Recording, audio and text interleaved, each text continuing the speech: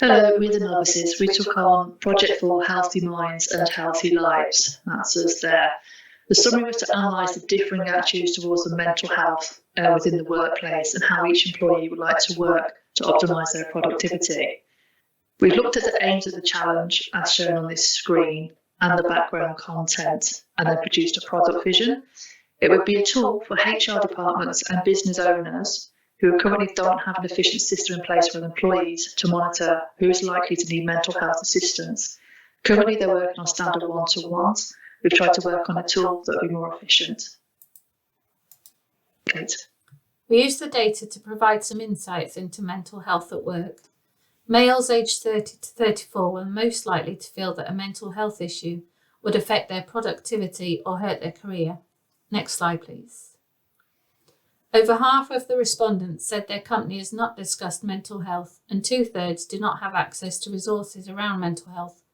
Providing a central place for resources and encouraging conversations about mental health could improve employee well-being.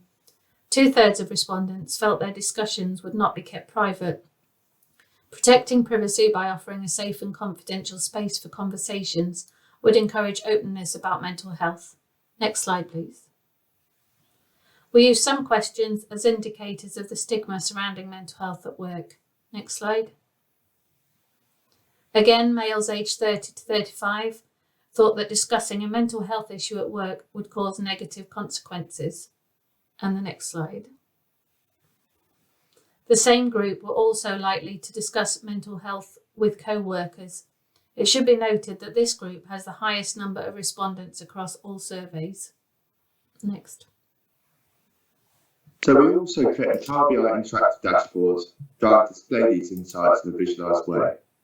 We looked at age, gender and location. So the first slide here is location, and we also used 2019 onwards as a sample size because we wanted to look at remote working since the pandemic of COVID-19. Next slide, please.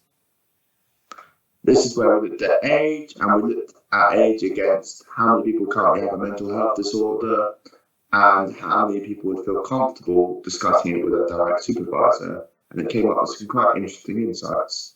Next slide, please. Okay, so what we did here is we put the data into Python and we used a process called linear regression in order to convert the categorical data into numerical data. So what we did here is focus on feature importance, and what we found is that looking at people that said yes, that they have mental health, is that even though this whole map, there are no strong correlations at all, with people knowing about resources, there is a slight correlation, but when it comes to people feeling comfortable talking about it, there is very little correlation at all. Well, the correlation is extremely low. Then, if I focus on looking at the genders now, for men, they don't really tend to know about resources as much. There's not much correlation between them knowing or not knowing about resources. However, with females, they tend to know about resources more. There is a slightly higher correlation, even though it's still very low, like at 0.13. And also, in terms of them feeling comfortable about talking, they are slightly higher than males in that perspective. Next slide, please. So then this heat map here is another one that I produced with the same method, but focusing on the UK. And what we found, even though there are, again, no strong correlations at all, what we did find is that in terms of people knowing about resources, it is very low, the correlation. And people's feeling comfortable as a country overall, it's low. So they are areas that we do need to improve on. We'll now answer the judges' questions. Question 1, how would you recommend companies take measurements to quantify the effectiveness of the actions you've suggested they take? Companies should ask employees to complete the same survey before and after rolling out any changes. An analysis of the differences in responses can be made to highlight how responses have changed. Next slide.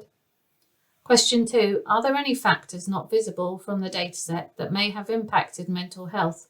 If so, how could you collect data on them? Surveys do not always provide a true picture, as some people may be more inclined to complete it than others.